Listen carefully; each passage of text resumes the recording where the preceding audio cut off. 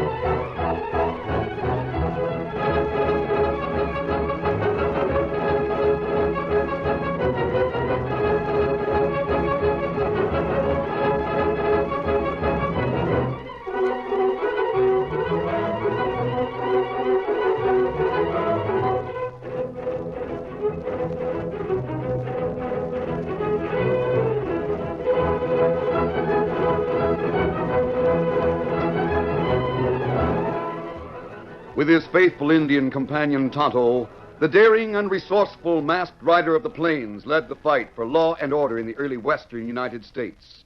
Nowhere in the pages of history can one find a greater champion of justice. Return with us now to those thrilling days of yesteryear. From out of the past come the thundering hoofbeats of the great horse Silver. The Lone Ranger rides again. Come on, Silver! Let's go, big fellow! I'm Silver! Hooray!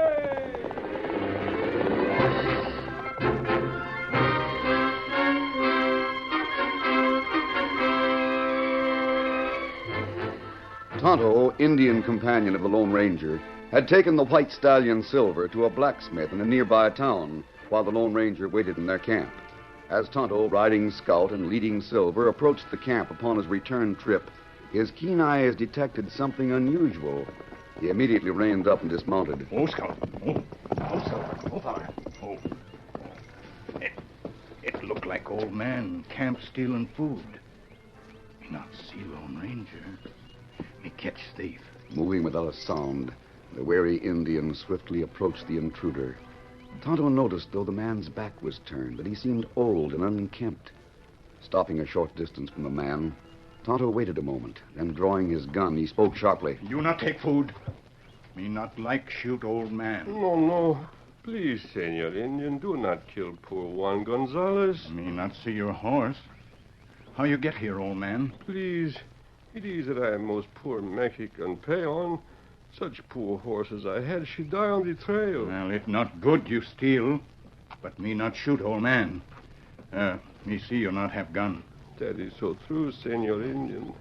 But perhaps... I take you... No, what? Senor, it is I, Juan Gonzalez, who have the gun. Why, me not savvy. Me plenty strong, but you... Took you by surprise, Tonto. Kimasabi. You fool Tonto plenty. Me think you really old Mexican. Good. If I can fool you with this disguise, it ought to fool others, Tonto. But why you wear disguise? When we rode here into New Mexico, I told you we came here for an important reason. That's right. But you not say what reason. You didn't ask why we made the long trip to Santa Fe. I decided to wait until we were down here near the border before I told you. Oh, me know you tell when ready. While you waited in camp outside Santa Fe when I went into town alone, my purpose was to meet the new Indian agent sent there by the president. Me hear about him. His name is James Calhoun. I learned through the padre that Calhoun wanted to see me. What him want from Lone Ranger, Kimasabi? The day I went to see him, I rode directly to his office in Santa Fe. I wore a disguise instead of a mask, as you know. Well, Mr. Calhoun wasted no time getting right to the point. Now, the reason I sent for you is this. In taking this new territory, the United States has assumed a responsibility that has become an embarrassment to our government. What do you mean by that, Mr. Calhoun? I mean, sir, that last year in 1848, we signed the Guadalupe-Hidalgo Treaty with Mexico. In Article 2 of that treaty, the United States bound itself to restrain the Indians from raids into Mexico and to prevent Mexicans being taken captive by them. Yes, I know. The responsibility is a great one. According to Governor Bent's report, there are about 40,000 Indians in the new territory. Yes. Now, I've had reports and complaints that conditions along the border are bad. Mexican men, and especially women and children, they disappear from their homes and turn up as captives among the Apaches. They're traded from one tribe to another as slaves. I see. Well, what do you want me to do? I think you can help greatly, sir. I will if I can. Now, we're camped near the border, across the river from Las Cruces, is a small tribe of Apaches under Chief Colorados. I've heard of Chief Mangus Colorados. And you know he's sly, intelligent, alert. That's right. With him are two brothers, half-breeds, Red Fox and Little Wolf. It's my opinion they're responsible for a great deal of the trouble, though I can't get proof. Has anyone tried to get the proof, sir? Oh, yes. I sent a small detachment of troops down there under Lieutenant Jones. Well, I'll call in the lieutenant. Have him tell you. Very well. Well, Jones, will you come in a moment, please? Yes, of course, sir. Lieutenant Jones, meet Mr.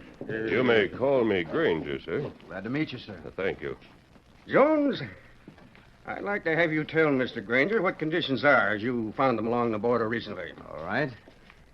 I had a detachment of troops down there. We kept tabs on the Apaches, especially Chief Colorado's tribe. But they seem fairly quiet and contented.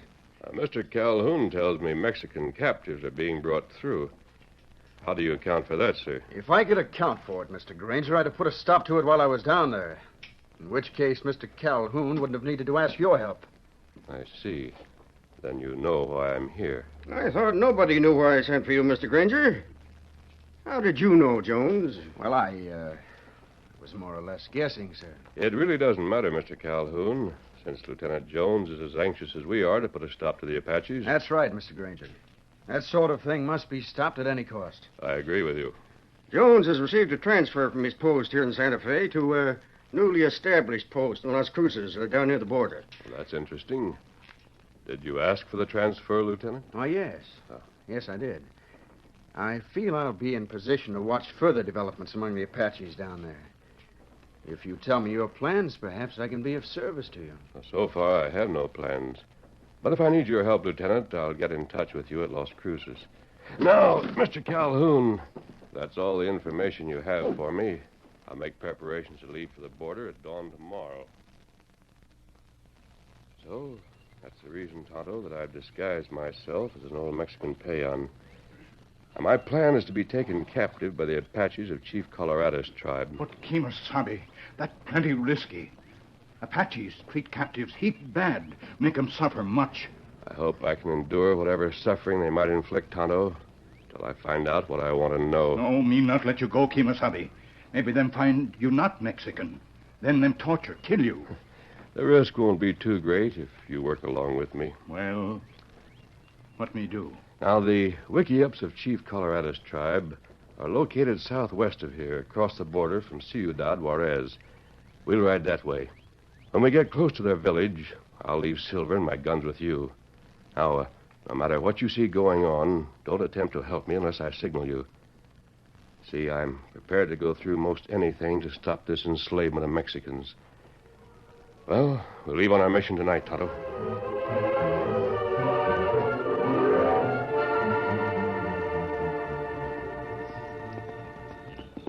Dawn will soon be breaking, Tonto.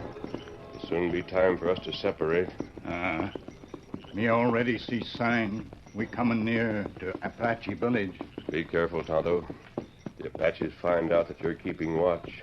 Go hard for both of us. Me be careful. Wait, Kemosabe. Silver. Scout. Fella. Easy, steady, big Fella. Barking of dogs come from Indian village. We not go closer. Right.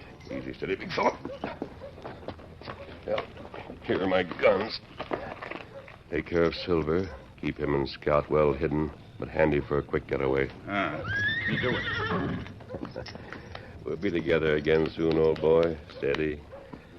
Now, Tonto, in this disguise as an old Mexican, I'll go from here on foot toward the Apache village. One of their early scouting parties will be sure to capture me and take me in. I mean, still not like ID.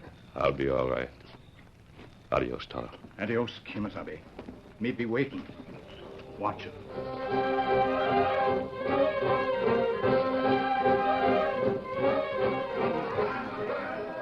About 2 hours after sunrise, Chief Colorados heard a commotion outside his wickiup. He went to the entrance and stepped outside. Latte!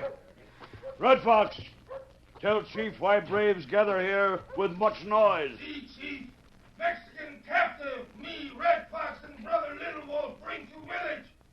Him, see, eat many summers, O Chief, but in his limbs there is still strength for much labor. Me have look. Bring captive here. You come, stand before Chief. Please, Senor Chief. I, Juan Gonzalez. He mean no harm to Indians. My horse, she run away. And Quiet dog of Mexico. How to treat Chief Colorado, old man. See. But it is to ask Senor Chief that you have mercy. Hear him, Little Wolf, say bow. As the Lone Ranger, in his disguise of an old Mexican, fell from the force of the heavy blow and heard the jeers and laughter of the Indians watching, he clenched his fists in anger and fought back the impulse to strike at his tormentors. Then, realizing that everything depended upon his ability to take punishment, he pretended to grovel at the chieftain's feet. Please, Senor Chief. Juan Gonzalez, he is old and harmless. He is try for to be friend to Indians, huh?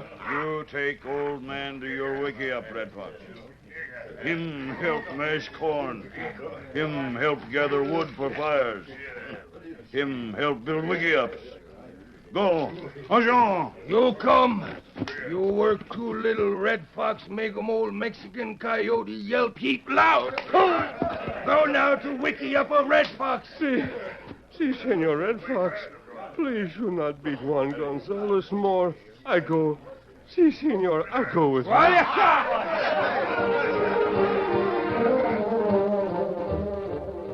The Lone Ranger was not left alone long.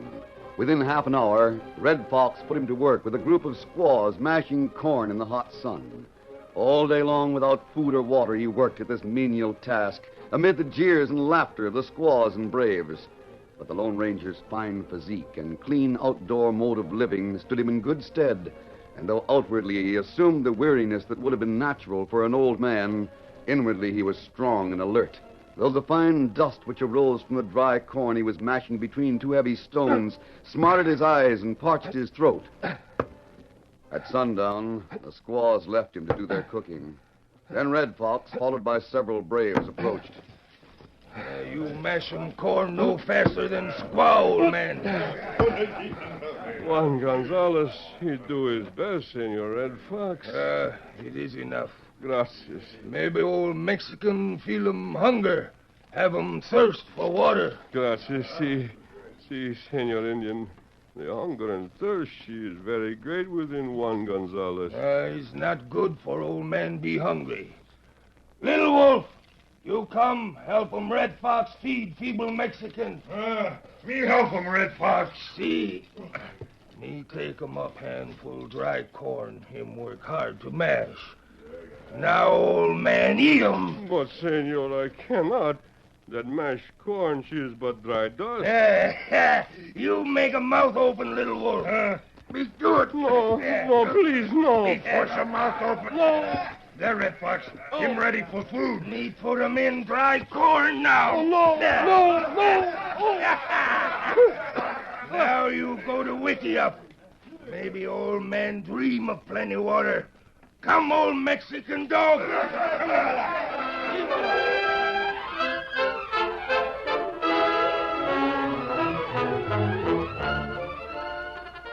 The curtain falls on the first act of our Lone Ranger story.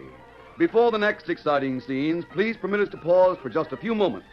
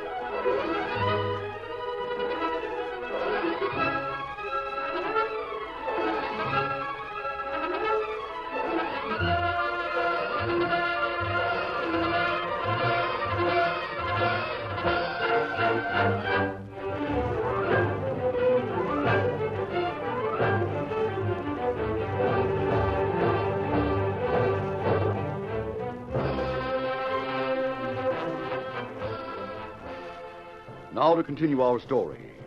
For 2 more days, the Lone Ranger was forced to work in the hot sun, forced to eat the dry, mashed corn, forced to suffer the pangs of extreme thirst. A weaker man would have collapsed, but the seething anger that welled within him seemed to give the Lone Ranger strength to go on in hopes that soon new captives would arrive and he'd learn the secret of their capture. On the 3rd night, as the Lone Ranger lay on his bed of boughs in the ill-smelling wickiup of Red Fox, the beat of tom-tom should have warned him of something unusual. Instead, the monotonous beat served only to quicken the fever in his brain as he tossed and muttered in near delirium. Water. Must have water. Can't stand it any longer. I'll have to give up. Must give up. No way to escape now. How can I go? The signal. I'll give Tonto the signal. The doorway. Oh, the air feels good. Must give signal. Tonto will come. I can't. My throat too dry. No use. I waited too long. But I won't give up. I won't have to go on somehow. Somehow.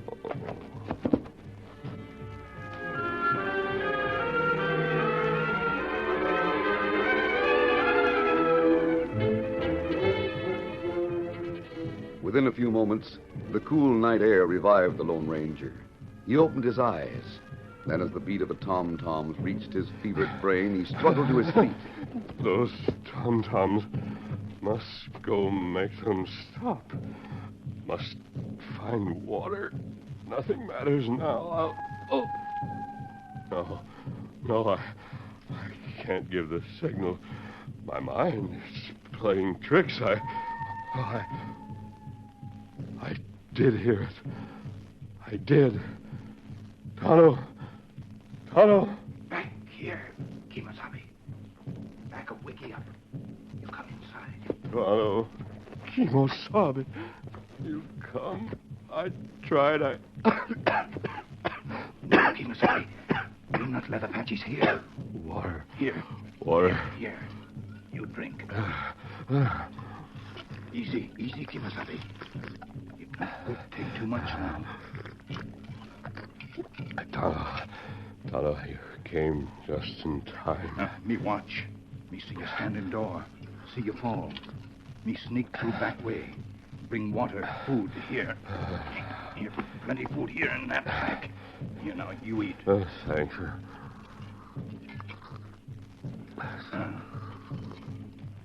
Water's made me feel better already. Oh, that's good. You leave with Tonto. No, this is what I needed most, Tonto. Something's going to happen tonight. Those tom-toms. Me hear 'em.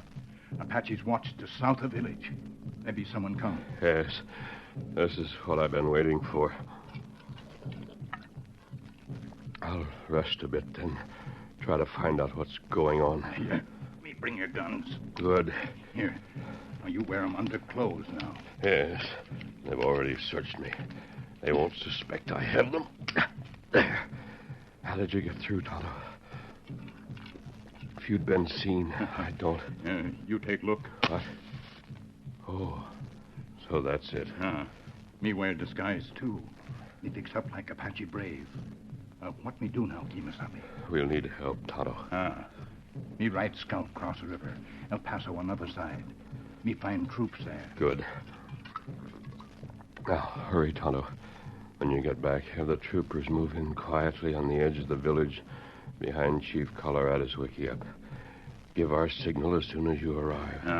And when you hear a shot, have them ride in, fighting. Me go now. Adios, Kimasabi. Adios.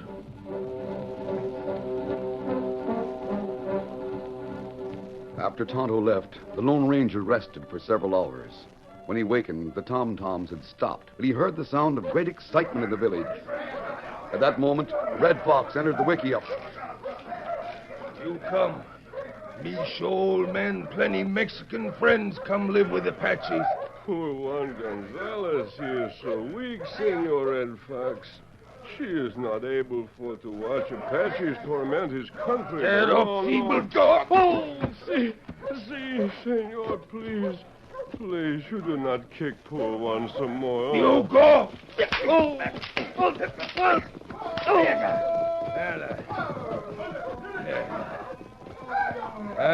That is good.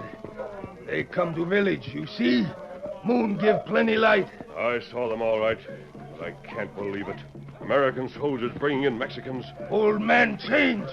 Stand tall, talk deep. Yes, and he hits hard, you dirty redskin. That makes me feel even better. I move up toward the chief's wickiup where the crowd is. Keeping to the shadows, the Lone Ranger made his way to the back of the chief's quarters, and he edged forward to watch and listen. Our pale-faced friend has kept his promise. He has done well. Tonight he has brought us 8 Mexicans. I still can't believe those were American soldiers. Yet those uniforms... Voluntary! Friend of Apaches, come. Make talk with Chief Colorado. How? How, Chief Colorado? Lieutenant Jones and Indians in American uniforms. We have had to move with caution, O Chief, because of one who has been commissioned to spy upon us and to bring punishment upon the Apaches and their friends. We've outwitted him so far, yet it's better that you move on tonight with the captives and trade them to tribes further north. Our good friend speaks wisely. Chief Colorados will send braves with captives tonight. Ahorita will fix him. You cannot stop Lolita. He can't put to fight all of you alone. Beto! Squaw make some noise like a screech owl. See, you are the one it is for Lolita to speak with. You are a big fat chief who make for to steal from the haciendas the good Mexicans who there would live in peace. Squaw not make talk with Chief Colorado. You go. Go, I shall not. For such an Apache pig that you are. See, Lolita is trusting one American officer who comes to hacienda in the dark, who tell Lolita that Indians come on warpath. He say bring family with him and his soldiers very quick. You go. Wait! Lolita tell you more. We go with officer in dark. Stop at other hacienda, get more good Mexicans to come. Then the moon she come out bright. We find out soldiers not Americanos. They have uniforms, see? But inside them they are filthy Apaches led by the American officers. Don't listen to this crazy woman, Chief Colorados. Send her back to the others. See, that is the one. It is that traitor, that dog of a lieutenant. With his dagger, Loreto will kill him now. Oh, my shoulder! She stabbed me! Take her away! They take a knife from she-devil. No, you let me go. Lolita, she will not live for to stay with Apache. That wildcat should be killed! Squaw has wounded our friend. Revenge is his.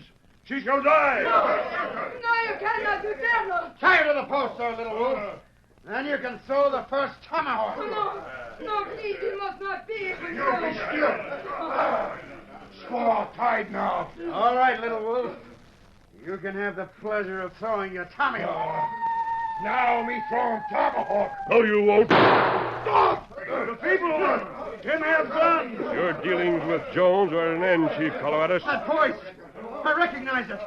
He's the spy. Get him! Kill him! The troopers!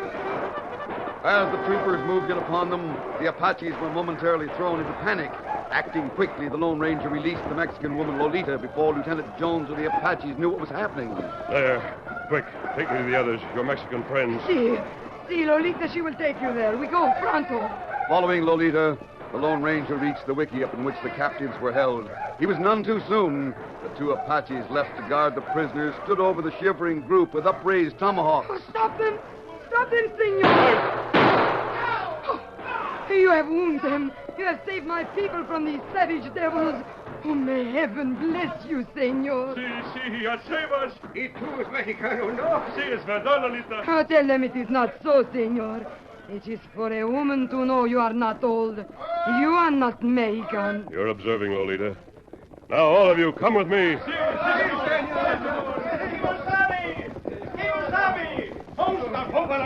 Hold, Silver, hold. Ho, Silver. Silver, big fella. It's good to see you again, old boy. Otto, have the troopers rounded them up, including the American officer? Here come Captain of troops. Him have prisoners. Good. Tell me, Indian, where's the man who sent for us? Him here, Captain. You mean that elderly Mexican is the one who sent for us? Oh, the moon, she is so bright, Senor Capitan. But you do not see. The age, she does not have such straightness of figure nor such brightness of eye. He is fixed up for to fool people, no? Yes. If it hadn't been for that one, things wouldn't have turned out this way. Captain, before I lose my temper, and I think it's about due, I'll leave these good Mexican people in your charge, Steady. Easy, big fella. But wait a minute, sir. Thank After you all, for coming, Captain. See that dirty traitor and his renegade band get what's coming to them. Adios. Come on, Silver. Well, nation, take it. I don't know that man. Oh, but Lolita, she know enough about him for to know him more better, Senor Capitan. To him, all Mexico will give blessings. Now, talk sense, woman. He poses a Mexican to fool the Apaches. He's a master of disguise. I wish the Apaches had done away with him when they captured him. That is to make Lolita laugh, Senor Traitor. I have heard that voice before through a mask. A mask? Si, Senor Capitan. And Lolita has seen that most beautiful white stallion before. That horse he called Silver. You see, Senor Capitan, all of these Apaches and Mexicanos alike are knowing Lolita speaks of the man of the silver bullet, the masked rider who is called the Lone Ranger. Such a man he is.